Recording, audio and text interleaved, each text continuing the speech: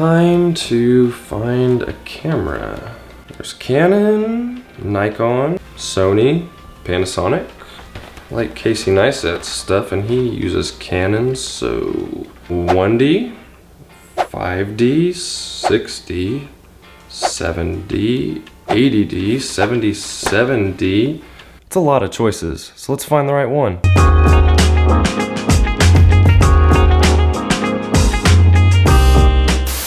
Hey everyone, Camber here, coming back at you from Alabama. And today we're talking about everyone's favorite subject, or at least one of mine, and that's cameras. And we're gonna figure out which one is the best choice for you and your filmmaking. And if you're new here, this channel is all about teaching you how to use your equipment to make great films. So if that's you, consider subscribing. Now the camera is arguably one of the most important parts of the filmmaking process, because without it, we wouldn't have anything to watch. But if you're picking one for the first time, it can be very overwhelming to figure out which one is best for you. This is just a tool in the process. Story is the most important part of your film, and just because you get the best camera out there, it's not gonna magically make your film good. So we're gonna talk about two types of cameras. You got your DSLR cameras and your mirrorless. With the DSLR, when you look through your viewfinder, you're looking through a series of mirrors that's showing you the picture out through the lens. Whereas with the mirrorless camera, you're looking at an electronic version of what's being seen. So the DSLR cameras are bigger because of the mirroring system involved, whereas the mirrorless cameras are smaller, more compact, lighter weight because there's no mirroring system in them. So we're gonna look at Canon for DSLR and Sony for mirrorless. And before we go into all the stats on these different cameras, there's three things to keep in mind: the sensor size, the resolution, and the frame rate. Each of these three things is gonna get their own video in more depth, but for a quick overview, your sensor size is gonna determine how well your camera does in lower lighting conditions, and also what field of view your lens sees. Your resolution is gonna determine whether it's HD, 720, full HD at 1080, or 4K, which is 4 times full HD. And then there's your frame rate, which is normally 24 frames per second in video. If you have 60 frames per second, that'll give you slow motion. And then if you have 120 frames per second, that will give you an even smoother slow motion. So as we get into all these cameras, there's links in the description so you can see any of them on Amazon for the best price available. So starting with Canon, the T6 will run you $450, and that will give you an APS-C size sensor, full HD up to 30 frames per second, and HD up to 60 frames per second.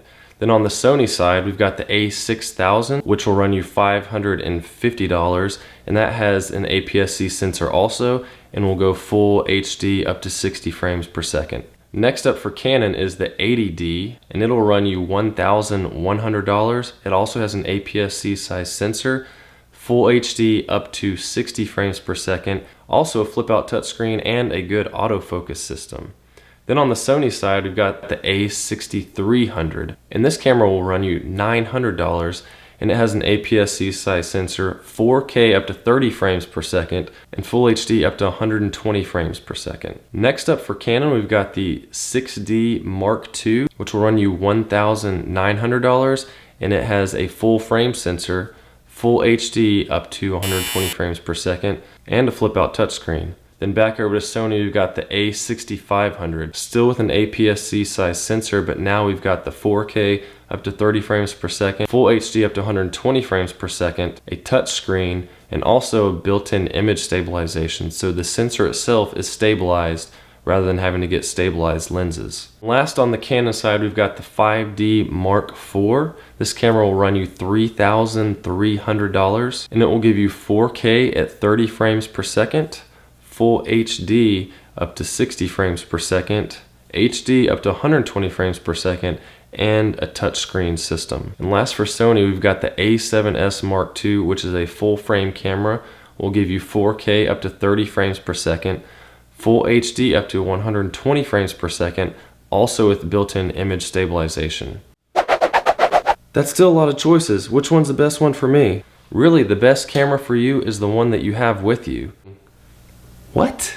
You don't have to buy a new camera to be making good films. Chances are you already have a really good camera that you carry around with you all the time. It can shoot slow motion, HD, even 4K videos. Casey Neistat shot his entire Christmas video on the Galaxy Note 8, a phone. And the reason that was so good is because it had a good story behind it. Yes, they knew how to use them well and understand the limits of those phones to make the video look good, but he was able to make a good video with a phone because there was a good story behind it. So if all you have is your smartphone, start taking it out and taking videos everywhere. Push your phone to the limit and see what you can do with it. I've even used this in a wedding video before. So if you know how to use your camera, you can make them work for you. However, if you do have the money, I suggest getting a DSLR or mirrorless camera because you can change out the lenses and shape your shots way better with different options in lenses that you can buy. Speaking of lenses, I would suggest getting a less expensive camera to start with and investing in high quality lenses. The reason for that is because whatever camera you get is probably going to be out of date a year from now. But if you get a really good lens, that lens will still be really good no matter what camera you put it on. And you can keep using it on new cameras in the future. So if you've got the money, go ahead and get a new camera you can start working with. If not, use what you got. You can still make good films with it. Don't wait to make a film until you have all the equipment you think you need, because then you're going to miss out on opportunities. I've done that before and I've learned just use what you have, make a good film, and invest in more in the future. So guys, if you made it this far, once again, hit that thumbs up. Leave a comment down below about what camera you're using or which one you plan on buying and why. Subscribe if you haven't, and remember that the only way to get better at something is to practice. So get out there and film something. See you soon.